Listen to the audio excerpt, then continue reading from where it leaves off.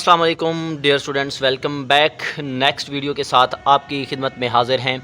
तो आज की वीडियो के अंदर हमने तीसरा जो है हमारा सेशन चल रहा है आज, और फर्स्ट ईयर बायोलॉजी का, जिसके अंदर हम जो है तकरीबन 17 मारूज़ियाँ 17 MCQs की बात करेंगे।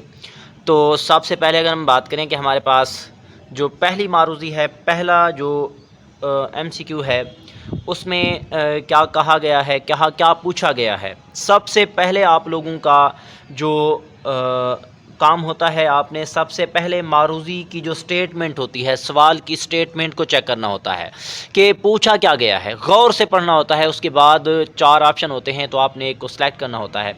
तो सबसे पहले अगर हम बात करें, a group of living organisms of same species, एक ही स्पीशीज़ के जानदारों का ग्रुप, एक ही स्पीशीज़ सेम स्पीशीज़ के जानदारों का गिरोह या group, located in the same place at the same time, एक ख़ास वक्त में एक ही जगह पर मौजूद एक ही स्पीशीज़ के जानदारों का गिरोह क्या कहलाता था। आप लोगों ने पहले चैप्टर के अंदर पढ़ा था, तो उसको हम कहते थे पॉपुलेशन। मतलब हमारे पास जो इस मारूज़ी का सही ऑप्शन है वो ए ऑप्शन है, और पॉपुलेशन इसका जवाब है। क्योंकि पॉपुलेशन हम किसको बोलते हैं, एक ख़ास वक्त में एक ही जगह पर मौजूद स्पीशीज़ के जो जानदारों का गिरोह होता है, उसको हम पॉपुलेशन कहते हैं। तो इसका राइट ऑप्शन ए ऑप्शन बनेगा। इसके बाद अगर हम बात करें, the melting points of palmitic acid, ये आप लोगों ने रट्टे के तौर पर याद करनी होगी। पाल्मिटिक एसिड का जो मेल्टिंग पॉइंट है वो कितना है, 63.1 डिग्री सेंटीग्रेड।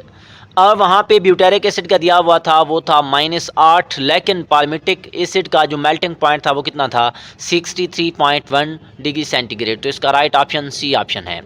इसके बाद अगर हम बात करें, the optimum temperature of enzyme of human body, ये मेरे ख्याल में सिंपल सी मारूज़ी है, जनरल सी मारूज़ी है कि हमारा जो बॉडी टेम्परेचर है हमारी बॉडी का, जिसके अंदर हमारे जो इंजाइम हैं बॉडी के, इंसान की बॉडी के इंजाइम बड़े अच्छे अंदाज में काम करते हैं, उसको हम कहते हैं ऑप्टिमम टेम्परेचर। और हमारी बॉडी का ऑप्टिमम टेम्परेचर कितना है, 37 डिग्री सेंटीग्रेड। इसका राइट ऑप्शन बी ऑप्शन है। अब अगर हम बात करें, the process of taking in liquid material by cell membrane, आप लोगों ने फैगोसाइटोसिस पढ़ी थी, आप लोगों ने एंडोसाइटोसिस पढ़ी थी, आप लोगों ने पिनोसाइटोसिस पढ़ी थी। तो पिनोसाइटोसिस के अंदर जो है लिक्विड मटेरियल को इनटेक किया जाता है, सेल जो है लिक्विड मटेरियल को निगल लेता है, तो इस प्रोसेस को हम कहते थे पिनोसाइटोसिस। तो इसका राइट ऑप्शन सी ऑप्शन है। अब अगर हम बात करें कि हमारे पास HIV वायरस जो है, इसका ताल्लुक किस ग्रुप से है, वायरस के किस ग्रुप से है, तो आपने पढ़ा था रिट्रोवायरस से ही ताल्लुक है किस चीज़ का, HIV का। अब अगर हम बात करें पाइली, जो हमारे पास पाइली होते हैं, थ्रेड लाइक स्ट्रक्चर होते हैं बैक्टीरिया पर, वो पाइलिन प्रोटीन से मिलकर बनते हैं, जैसे कि नाम से भी ज़ाहिर है, पाइलिन। तो इसका राइट ऑप्शन बी ऑप्शन है।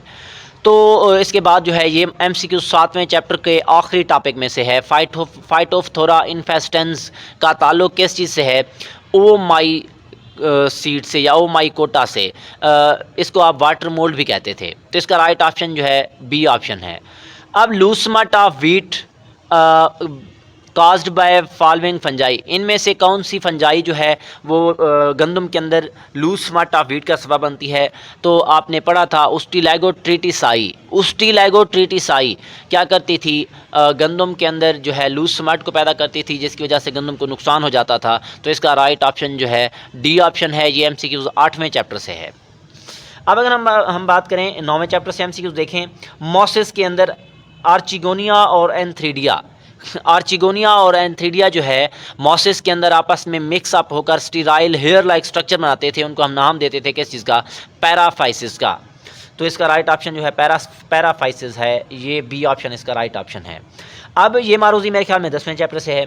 Colonial coelenterates such as corals जो हैं प्रोड्यूस हार्ड एक्सोस्केलेटन, इनका जो हार्ड एक्सोस्केलेटन जो है वो लाइमस्टोन से मिलकर बनता है या कैल्शियम कार्बोनेट से मिलकर बनता है, जिसका फार्मूला क्या है, CaCO3। अब अगर हम बात करें organ of voice in birds, birds के अंदर जो वॉइस पैदा करने वाला आर्गन जो है उसको हम नाम देते हैं साइरेंक्स। साइरेंक्स साइरेंक्स साइरेंक्स इंतहाई इंपॉर्टेंट मारूजी है। तो इसका 11वीं मारूजी का राइट ऑप्शन जो है वो ए ऑप्शन है। इसके बाद अगर हम बात करें द मूवमेंट, वो लम्हा पौधों के अंदर जब रेस्पिरेशन के दौरान जो कार्बन डाइऑक्साइड पैदा होती है वो बराबर हो जाती है मिकदार में ऑक्सीजन के जो कहाँ से निकल रही थी, फोटोसिंथेसिस से।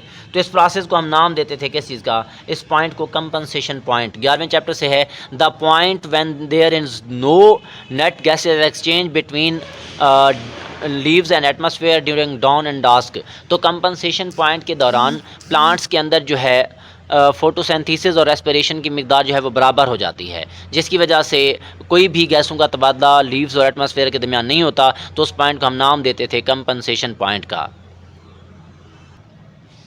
इसके बाद अगर देखा जाए फोटोसिंथेटिक पिगमेंट्स, जो फोटोसिंथेटिक पिगमेंट्स होते हैं वो ऑर्गेनाइज होकर आपस में तरतीब पाकर किस चीज़ को बनाते हैं, फोटो सिस्टम्स को। ये सिंपल सी मारूजी है 11वें चैप्टर से। इसका राइट ऑप्शन जो है वो बी ऑप्शन है। अब इसके बाद अगर हम बात करें the term employed to the loss of appetite, मतलब ये फ़ीमेल के अंदर एक बीमारी है जिसके अंदर मोटा हो जाने के खौफ की वजह से वो खाना पीना छोड़ देती हैं। तो उस बीमारी को हम नाम देते थे एनोरेक्सिया नर्वोसा। एनोरेक्सिया नर्वोसा ये जो है बी ऑप्शन इसका राइट ऑप्शन है। इसके बाद अगर हम बात करें एम्फिसीमा के अंदर हमेशा एल्वेलाई की दीवारें ही टूट जाती हैं, ब्रेक अप हो जाती हैं, डिस्ट्रॉय हो जाती हैं। तो इसका राइट ऑप्शन जो है वो डी ऑप्शन है। अब अगर हम बात करें loss of liquid water through secreting glands और हाइडोथोड्स। अब हाइडोथोड्स 14वें चैप्टर से आप लोगों ने पढ़ा था कि लिक्विड वाटर का लॉस जो है वो हाइडोथोड ग्लैंड से अगर होगा तो उसको हम क्या नाम देते थे, गुटेशन का नाम देते थे इसको। इसका राइट ऑप्शन सी ऑप्शन है। अब इसके अगर हम इसके अलावा बात करें आखिरी मारूजी की, which of the following is not cell, इनमें से कौन सी चीज़ सेल नहीं है लेकिन वो फ्रेगमेंट है बड़े सेल्स का, तो उसको हम नाम देते हैं प्लेटलेट्स। 14वें चैप्टर से जो है ये इसका राइट ऑप्शन जो है सी ऑप्शन है, प्लेटलेट्स। तो ये हमारे पास मारूजियाँ हैं। इंशाल्लाह नेक्स्ट वीडियो के अंदर जो है एक और सेशन से हम मिलेंगे। तो लाजमी तौर पर आप ये मारूजियाँ सुनते जाएं। अगर कोई दोस्त हैं, फ्रेंड्स हैं, तो उनको भी आप ये शेयर करें ताकि किसी का फ़ायदा हो जाए। जैसे कि कहते हैं कि आप ज़मीन वालों के लिए आसानियाँ पैदा करो, आसमान वाला आप लोगों के लिए आसानियाँ पैदा करेगा। तो लाजमी तौर पर दूसरों के लिए आसानियाँ पैदा करें, अच्छा सोचें दूसरों के लिए, और ज़िंदगी को इंजॉय करें। ओके जी, दुआओं में याद रखिएगा। अल्लाह हाफिज़।